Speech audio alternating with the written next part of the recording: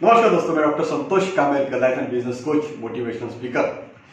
Last 32 years से मैं training industry में हूँ। लोगों को मोटिवेट करता हूँ, कई सारे वीडियो बनाता हूँ जिनसे लोग मोटिवेट हो और लोग इंस्पायर होकर आगे बढ़े। तो आज मैं आपके सामने एक ऐसी एक स्टोरी बताने वाला हूँ, एक छोटे लड़के की जिसकी उम्र 3 साल की थी तब उसके पिताजी एक्सपायर हो गए और 3 साल की उम्र में उसकी माँ ने उसे बड़ा किया। जब वो 14 साल का हुआ तो 14 साल की उम्र में उनके एक रिलेटिव ने उनको बुलाया था। दिवाली के दिन थे कि हमारे घर पर आइए बच्चों को लेकर।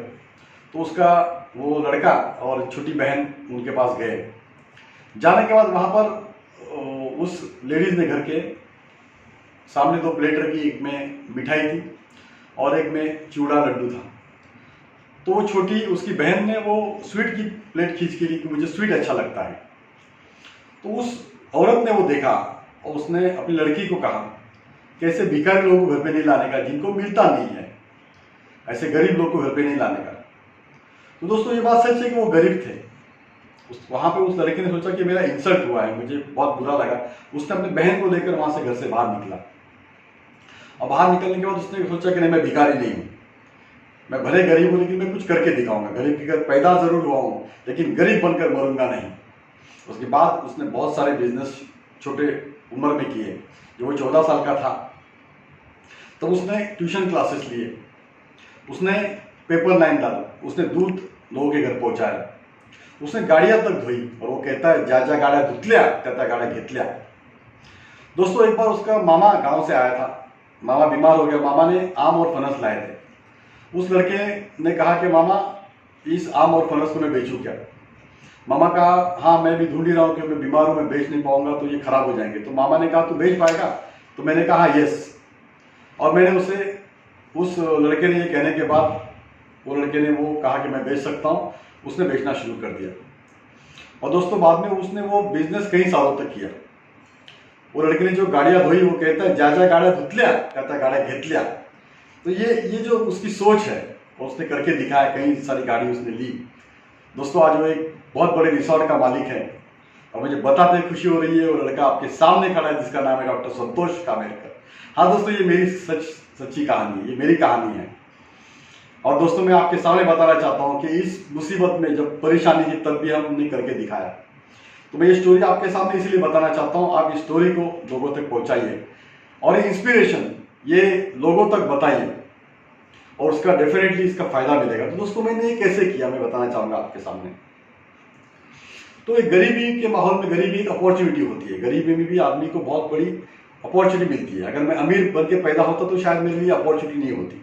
तो गरीब होने की वजह से कुछ करना था, जिंदगी में आगे बढ़ना था। मेरी माँ बहुत मेहनत करती थी, टेलरिंग का भी काम करती थी। तो उसके हाथ में छाले, उसके पैर में छाले देखकर मुझे लगता था कि नहीं, मुझे कुछ करना है। तो मैंने मेरा ग्रेजुएशन पूरा किया सिद्धार्थ कॉलेज से। उसके बाद कॉलेज करते करते पार्ट टाइम में काम करता था। फिर उसी वक्त कॉलेज करते करते मैंने मुंबई ITI में भी एडमिशन लिया। तो ITI में मैंने टेक्निकल कोर्स करने के लिए वहाँ पर एडमिशन लिया और वहाँ पे मेरे में लीडरशिप क्वालिटी अच्छी थी तो मैं वहाँ पर GS बन गया, जनरल सेक्रेटरी। तो लीडर बनने के बाद वो लीडरशिप की क्वालिटी मेरे में मैं और डेवलप करते गया। तो उसका मुझे अच्छी तरह से फायदा हुआ आगे आने वाले दिनों में। तो लीडरशिप क्या होती है मैंने वहाँ पर सीखा और उस लीडरशिप का फायदा मुझे और आगे बढ़ते गया। तो दोस्तों मैं आपको बताना चाहता हूँ, कोई भी काम छोटा नहीं होता, छोटे छोटे काम करके आदमी को बड़ा बनना होता है। मैंने भी ऐसे कई सारे छोटे छोटे काम किए। फिर मैंने दिवाली में फटाकड़े बेचे। जब भी कोई सीजनल बिजनेस होता था मैं उसे करता था। कोई भी मुझे अगर बोलता कि आप ये बिजनेस आपके लिए है, इस प्रकार से आप कीजिए जिसमें पैसे मिलेंगे, तो मैं हर काम को करके पैसे मैंने कमाए। आज मेरा रिसोर्ट है जहाँ पे मैंने जगह लिया आज से 20 साल पहले। वो जगह भी पूरी बंजर जगह थी, वहाँ पे कुछ भी नहीं था, लेकिन एक ही उसका एडवांटेज था कि वो मेन रोड को लगकर जगह थी। तो 20 साल पहले मैंने, उस वक्त भी वो जगह बहुत महंगी थी लेकिन मैंने खरीदी उसको।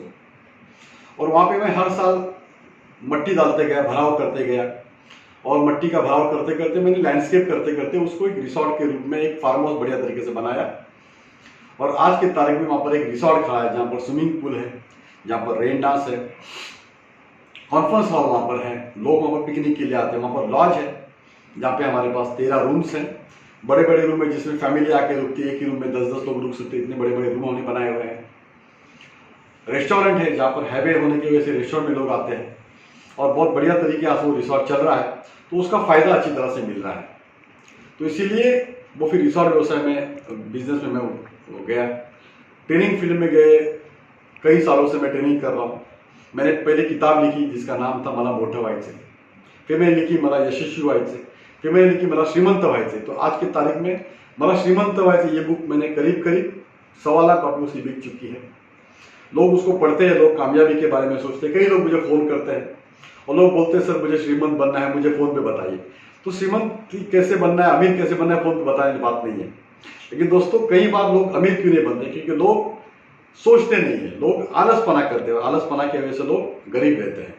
तो पूरी दुनिया में जो 5% लोग अमीर हैं, वो लोग अमीर के बारे इसलिए बनते हैं क्योंकि वो सोचते हैं कि मुझे कुछ करना है। वो लोग अपने आप पर विश्वास रखते हैं, जिंदगी में कुछ करना है उस बारे में सोचते हैं। मंजिलें उन्हीं को मिलती है जिनके सपनों में जान होती है। पंखों से कुछ नहीं होता, बुलंद हौसलों से उड़ान होती है दोस्तों। तो ये उड़ान के लिए आप अवसर बड़ा बन जाइए, उड़ान के बारे में सोचिए, डेफिनेटली आपको ही मिलेगा। तो मैंने ये किया है, आप लोग को भी ये सक्सेस स्टोरी मैं बताना चाहता हूँ। इस वीडियो के माध्यम से सक्सेस स्टोरी आप सुनिए। फिर उसके बाद मैंने कई सारे बिजनेस किए। आज जिस घर में भी मैं रहता हूँ वो मेरा पेंट हाउस है, 3 माले का मेरा पेंट हाउस है। तो इस प्रकार से घर मैंने बनाया। जो मेरे सपने थे, जो मैंने सोचा वो मैंने लिया है, जो मैंने सोचा वो मैंने किया है। मैंने रियल में इन्वेस्टमेंट किया है, तो मैंने कुछ जगह खरीदी। आने वाले दिनों में उस जगह की कीमत अच्छी तरह से दुगना होती गई, 4 गुना होती गई, उसका मुझे फायदा मिलते गया। मैंने पैसिव इनकम पे काम किया।